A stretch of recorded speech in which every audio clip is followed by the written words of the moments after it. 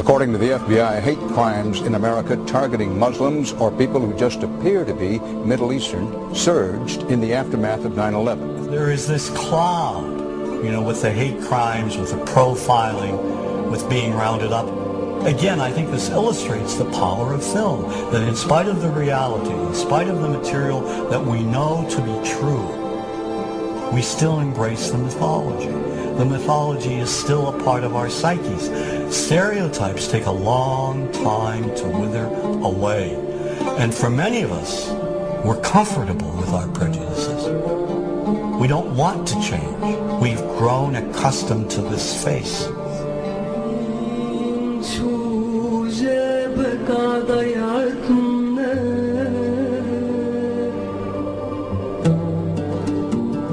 When we think of Arabs, what do we see? What images come to mind? Do we see actual people? People who, despite real cultural or geographical differences, do pretty much the same things that we do. When we think of Arab women, what images come to mind? Do we see women who laugh and play and who adore their children? Women who work in the home as well as outside? Would it come as a surprise to know that in many Arab countries, a majority of college students are actually women? What's our immediate image of Arab men? Do we see loving fathers? Men who want to provide for their families? What about Arab teenagers? Do we see them the way you would think about teenagers in other parts of the world? Then there's religion in the Arab world. Do we see it as all-encompassing, dominating everything else? Do we know that even though faith plays a huge role in the Arab world, just as it does here in the United States, that it's also true that much of the Arab world is quite secular? When we think of Arabs and religion, does Christianity come to mind? Do we remember that there are over 20 million Christians in the region who have lived side by side in harmony with Muslims for centuries? To their credit, some filmmakers have shown Arabs and American Arabs in all their complexities. An excellent way to shatter a stereotype is through laughter, through comedy. So we have comedians. Comedians have done this historically. Black comedians, Jewish comedians. So we see Arab comedians doing this, and this is one way to release the tension. Name's on a credit card, true story. Guy behind the counter picked up my credit card, sees the Olive card, looks at me all weird. He's like, hey buddy, what kind of name is that?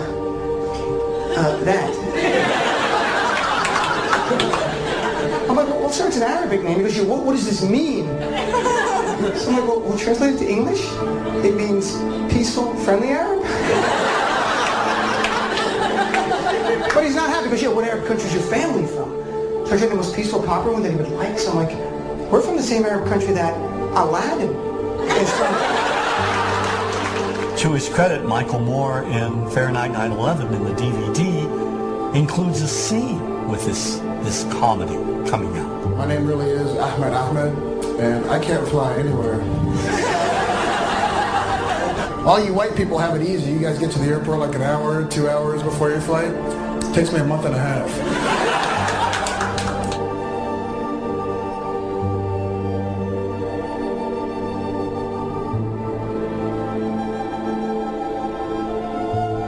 Nous vivons dans un monde qu'on peut critiquer, qui est le monde de la dérision. Vous le savez bien, et dans les médias, je dirais le monde de la dérision, on se moque de tout. Le fait que ça se fasse me satisfait. Parce que ça veut dire que nous avons qu'on est libre. Peu à peu. Il faut qu'on soit beaucoup plus sage que ça, qu'on rentre pas dans ces provocations. Et c'est pour ça que... C'est l'autocensure, ça, Jamel. Tu comprends ce que je veux dire? Si on commence à pas faire de dessin pour pas choquer les musulmans... Non, si on fait... Pour moi, c'est de l'autocensure. C'est la fin de la liberté d'expression. Pour moi, la liberté d'expression, la liberté d'expression et le respect font partie, sont mariés ensemble. Moi, je suis pour la liberté d'expression. Mais si je vais blesser une personne, pourquoi blesser la personne? Non, mais si moi j'ai envie de faire une caricature sur Mahomet ou sur un rabbin ou sur Jésus-Christ, il faut que j'ai le droit de le faire. Tu comprends? C'est ça la France. Quand tu sais que tu vas blesser 10 millions de personnes, pourquoi tu vas les blesser? Pourquoi? C'est la liberté, c'est ça. C'est la liberté de...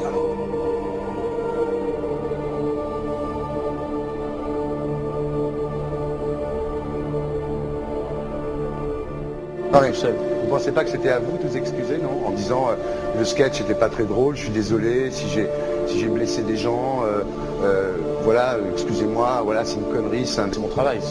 Mais vous ne referiez pas le même sketch quand même? Mais le spectacle que je fais reprend en grande partie les lignes de ce sketch.